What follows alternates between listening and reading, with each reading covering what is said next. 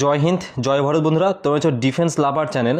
দেখো, তোমাদের অগ্নিবীর আর্মির সিলেবাসকে ভিত্তি করে আজকে আমি একটা ইম্পর্টেন্ট ক্লাস নিয়ে আলোচনা করব, যেখান থেকে বারংবার প্রশ্ন অগ্নিবীর আর্মি দ্বারা করা হয়ে থাকে। তারও একটা প্রশ্ন আমি ডেমো প্রশ্ন তোমাদেরকে দিয়ে রেখেছি যে ভারতীয় সামরিক বাহিনী অর্থাৎ ইন্ডিয়ান মিলিটারি একাডেমি এটা কোথায় অবস্থিত। এটা অলরেডি পরীক্ষায় এসেছে, অগ্নিবীর আর্মি অফিসিয়াল পেপার, যেটা 23 ফেব্রুয়ারি 2023 অলরেডি এই প্রশ্নটা এসেছে। সুতরাং আজকে যে টপিকটা সেটা হচ্ছে আর্মি, নেভি, এয়ারফোর্সের উপর যতগুলো প্রশ্ন তোমাদের অগ্নিবীর আর্মিতে করা হয়ে থাকে সেই বেসিসে সব আলোচনা করব।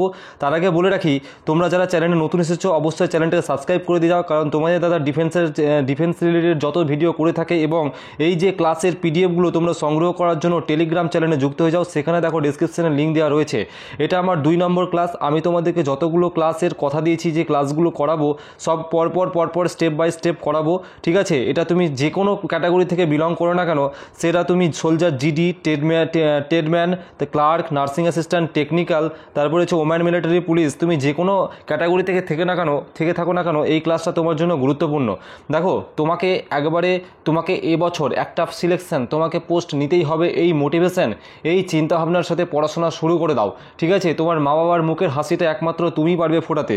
দেখো, আজকে যে গুরুত্বপূর্ণ টপিকের মধ্যে যে জিনিসগুলো তুলে ধরেছি এগুলো খুবই গুরুত্বপূর্ণ। সচরাচর বারংবার অগ্নিবীর আর্মির দ্বারা এই প্রশ্নগুলো কিন্তু করা হয়, ঠিক আছে। প্রথমত বলে দিই, আজকে পুরো ইন্ডিয়ান ডিফেন্স সিস্টেমের উপর পুরো ক্লাসটা, ভারতীয় যে সেনাবাহিনীর উপর ক্লাসটা। তো ভারতীয় সেনাবাহিনীর প্রধান যিনি হয়ে থাকেন তিনি রাষ্ট্রপতি, ঠিক আছে। তুমি এখন বলবে যে ভারতীয় সেনাবাহিনীর প্রধান রাষ্ট্রপতি, ঠিক দাদা বুঝলাম না। দেখো, আমাদের যে 3টে সেনাবাহিনী রয়েছে, আর্মি, নেভি, এয়ারফোর্স, এই 3টে সেনাবাহিনীর হেডকে যদি বলে আর্মি, নেভি, এয়ারফোর্সের হেডকে, তাহলে হয়ে যাবে আমাদের রাষ্ট্রপতি। আবার এক একটা ফোর্সের আবার আলাদা আলাদা করে তোমাদের হেড রয়েছে, সেটা পরে আলোচনা করব। কিন্তু সুপ্রিম কমান্ডার, মেন একজন ব্যক্তি, তিনি হলেন রাষ্ট্রপতি। আই রিপিট এগেইন, সবাইকে ক্লিয়ার করানোর চেষ্টা করছি যে ভারতের সেনাবাহিনীর প্রধান হলেন রাষ্ট্রপতি, আমাদের স্বয়ং প্রেসিডেন্ট স্বয়ং নিজেই কিন্তু, ঠিক আছে। দেখো, আমাদের ভারতীয় সেনাবাহিনীর দ্বারা কিছু পুরস্কার দেওয়া হয়, বীরত্ব পুরস্কার দেওয়া হয়। এই সাহসিকতা দেখালে, 10 জন জঙ্গি মারলে, কিংবা শহীদ হয়ে গেলে, যুদ্ধ করতে গিয়ে, দেশের জন্য যুদ্ধ করতে গেলে শহীদ হয়ে গেলে কিছু গুরুত্বপূর্ণ কিন্তু তোমাদের কি দেওয়া হয়ে থাকে, তোমাদের সম্মান দেওয়া হয়ে থাকে। এই সম্মানগুলো পরীক্ষায় বারংবার কিন্তু আসে। যেমন হচ্ছে 1 নম্বর হচ্ছে পরমবীর চক্র। ওকে, এই পরমবীর চক্র এটা হচ্ছে আমাদের সর্বোচ্চ সামরিক সম্মান। তোমাকে যদি পরীক্ষায় প্রশ্ন করে যে ভারতের সর্বোচ্চ সামরিক সম্মানের নাম কি, তাহলে তোমার হয়ে যাবে উত্তর কিন্তু পরমবীর চক্র। বলে দিচ্ছি, এখনও পর্যন্ত এই পরমবীর চক্র শুধুমাত্র 21 জন পেয়েছে। তার মধ্যে 14 জন মরণোত্তর সম্মান পেয়েছে, অর্থাৎ যারা শহীদ হয়ে যাওয়ার পর কিন্তু এই পরমবীর চক্র পেয়েছে। ওকে, সুতরাং এই পরমবীর চক্র পাওয়া এখনও মানে অতটাও সহজ বিষয় নয়। বিরাট বীরত্ব, একটা সাহসিকতা, ব্রেভারি, একটা সাহসিকতা দেখাতে হয়, তারপরে কিন্তু এই চক্র পাওয়া যায়। চট করে কিন্তু এই চক্র পাওয়া যায় না। ওকে, দ্বিতীয় আমাদের হচ্ছে মহাবীর চক্র। এটা হচ্ছে আমাদের ভারতের দ্বিতীয় সামরিক সম্মান। তারপরে হচ্ছে বীর চক্র, এটা হচ্ছে ভারতের তৃতীয় সর্বোচ্চ সামরিক সম্মান। এবং অশোক চক্র, এটা হচ্ছে সর্বোচ্চ শান্তিকালীন সামরিক সম্মান, ঠিক আছে। দেখো, অশোক চক্র তোমাকে যদি পরীক্ষায় প্রশ্ন করে যে সর্বোচ্চ শান্তিকালীন সামরিক সম্মানের নাম কি, তাহলে কিন্তু তোমাকে পরীক্ষায় প্রশ্ন করে আসতে হবে অশোক চক্র। পূর্বেই আমি তোমাদেরকে দেখিয়ে দিয়েছি কীভাবে কোশ্চেন করে, এবং এখান থেকেও প্রশ্ন এসেছে, হয়তো সেগুলো হয়তো যুক্ত করে দিলে আমরা হয়তো তোমরা আরও ভালো বুঝতে পারতে। তবুও আমি তোমাদের প্রিভিয়াস ইয়ারের ক্লাস যতগুলো কোশ্চেন এসেছে সেগুলো আমি তোমাদেরকে করাবো, তখন সেখানে ডিসকাশন করে দেবো। অর্থাৎ তোমাদের আমি চ্যাপ্টার ওয়াইজও শেষ করাবো, প্লাস প্রিভিয়াস ইয়ারও শেষ করানোর চেষ্টা করব যতটা পারবো, ঠিক আছে। দেখো, ভারতরত্ন যেহেতু আমি সামরিক সম্মানের আলোচনা করছি, তাই এখানে আমি বেসামরিক সম্মানটাও আমি ভরে দিয়েছি যে ভারতের সর্বোচ্চ বেসামরিক সম্মানের নাম কি, ভারতরত্ন। মনে রাখবে, ভারতরত্ন হচ্ছে ভারতের সর্বোচ্চ সামরিক সম্মানের নাম। তারপরে হচ্ছে একটা ছোট্ট একটা স্পন্সরশিপ, যারা অগ্নিবীর আর্মি স্পেশাল ব্যাচে তোমরা জয়েন করতে চাইছো, সেটা সোলজার, জিডি হোক, ট্রেডসম্যান হোক, টেকনিক্যাল হোক, ক্লার্ক হোক, এসকেটি হোক, নার্সিং অ্যাসিস্ট্যান্ট, কিংবা তুমি ওম্যান মিলিটারি পুলিশ হয়ে থাকো, সম্পূর্ণ নতুন প্যাটার্ন ও সিলেবাস অনুযায়ী আমাদের ব্যাচ শুরু হয়েছে। অধ্যায় ভিত্তিক থিওরি এবং এমসিকিউ করানো হবে। তোমাদের আলাদা আলাদা টিচার অনুযায়ী কিন্তু এখানে ক্লাস করানো হয়ে যাবে, যেখানে জিকে, গণিত, রিজনিং, ইংরেজি তোমাদের সম্পূর্ণ সিলেবাস তোমাদের শেষ করা হবে। এবং একটা সবথেকে গুরুত্বপূর্ণ, এই ব্যাচ তুমি নিলে সম্পূর্ণ কিন্তু তোমাকে পরীক্ষা পরীক্ষা থেকে তুমি যতদিন না পর্যন্ত চাকরি পাবে ততদিন পর্যন্ত গাইড করা হবে, তোমাকে ফিজিক্যালের টিপস বলা হবে, তুমি কিভাবে ফিজিক্যাল পাস করে আসবে, তারপরে তোমাকে কিভাবে কতটা প্রশ্ন তোমাকে নেগেটিভ করবে, কতটা সঠিক করবে, A to Z তোমাকে গাইড করা হবে এবং সম্পূর্ণ বাংলায় ক্লাস এবং বাংলায় নোটস দেওয়া হবে। ওকে, এই যে এর কোর্স ফিটা 999 টাকা রাখা হয়েছে, বলে রাখি এই 999 টাকা তোমাকে একবারেই পে করতে হবে, এমনটা নয় যে মাসে মাসে পে করতে হবে, একবারেই পে করতে হবে। এবং এই একবার তোমাকে টাকাটা দেওয়ার পর যতদিন না তুমি চাকরি পাচ্ছ ততদিন তোমাকে ফুল সাপোর্ট এবং তোমাকে গাইড করা হবে। বলে দিই এই ক্লাস আমাদের কিন্তু শুরু হচ্ছে 1 এপ্রিল থেকে, এবং 1 এপ্রিলের পর তুমি যদি এই ক্লাসে জয়েন করতে চাও তখন তোমার কিন্তু 1499 টাকা চার্জ দিতে হবে। তার আগে ভর্তি হয়ে গেলে 999 টাকায় তুমি হয়ে যাও। ডেসক্রিপশন এবং কমেন্ট বক্সে হোয়াটসঅ্যাপ গ্রুপের লিঙ্ক দেওয়া আছে, সেই গ্রুপে তোমরা জয়েন্ট হয়ে যাও এবং সেখানে তোমরা ব্যাচের বিস্তারিত ডিটেলস কিন্তু জেনে নিতে পারবে। তারপরে এবার হচ্ছে ইন্ডিয়ান আর্মি। এবার আমরা 3টে বাহিনীর সম্বন্ধে পরপর স্টেপ বাই স্টেপ জানবো। প্রথম হচ্ছে ইন্ডিয়ান আর্মি। এই ইন্ডিয়ান আর্মির যিনি প্রধান হয়ে থাকে তাকে কিন্তু আমাদের জেনারেল বলা হয়। প্রথমত তোমাদের এই কনসেপ্টটাই আমি বলে দিই যে আমাদের 3খানা বাহিনী আছে, আর্মি, নেভি এবং এয়ারফোর্স। এই 3খানা বাহিনীর প্রধানকে নয়, এখানে প্রধানটা ভুল শব্দ লিখেছি, র্যাঙ্ক। আমাদের যে র্যাঙ্ক, সর্বোচ্চ র্যাঙ্ককে কি বলা হয়?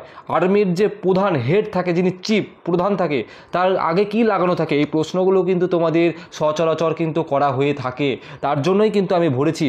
তো জেনারেল দেখবে লেখা থাকবে জেনারেল অমুক একজন ব্যক্তির নাম। সাপোজ ধরো তোমার নাম সোমনাথ, ঠিক আছে, তুমি এখন আর্মির প্রধান হয়েছো, আর্মির হেড হয়েছো, চিফ হয়েছো, তাহলে তোমার নামটা হবে জেনারেল সোমনাথ। কি? জেনারেল সোমনাথ। তো এই হচ্ছে জেনারেল বলা হয় আর্মির যে থাকে। তারপর হচ্ছে বর্তমানে এখন আর্মির প্রধান কে রয়েছে এটাও তোমাদের জেনে রাখো, আগামী দিনে তোমাদের পরীক্ষায় প্রশ্ন দিয়ে দিতে পারে। জেনারেল উপেন্দ্র দ্বিবেদী রয়েছেন এখন বর্তমানে আর্মির প্রধান। এটা অলরেডি এই সিডিএস দিয়ে প্রশ্ন কিন্তু 2024 সালে কিন্তু এসেছিল, তাই এবছর আসার প্রবল সম্ভাবনা রয়েছে। যে 2024-এর কারেন্ট অ্যাফেয়ার্স ছিল, কিন্তু এবছর তোমাদের কারেন্ট জানতে হবে, যেহেতু তোমাদের আর 2 মাস পর পরীক্ষা হবে। তো সিডিএস অর্থাৎ সিডিএসের ফুল ফর্ম হচ্ছে চিফ ডিফেন্স অফ স্টাফ। এর বর্তমানে সিডিএসের প্রধান কে রয়েছেন? জেনারেল অনিল চৌহান কিন্তু বর্তমানে সিডিএসের হেড রয়েছে। এটা কিন্তু একটু মাথামাথি কিন্তু তোমরা পাশাপাশি একটু মাথায় রাখার চেষ্টা করবে।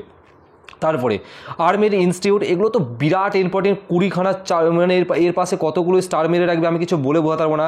এই প্রশ্নগুলো এতবার রিপিট হয়েছে আর্মির দ্বারা, সেটা ক্লার্কে হোক, টেকনিক্যালে হোক এবং তোমার জিডিতে হোক, বিভিন্ন তোমাদের যে ট্রেডগুলো রয়েছে সব জায়গায় কিন্তু এই কোশ্চেনগুলো রিপিট হয়।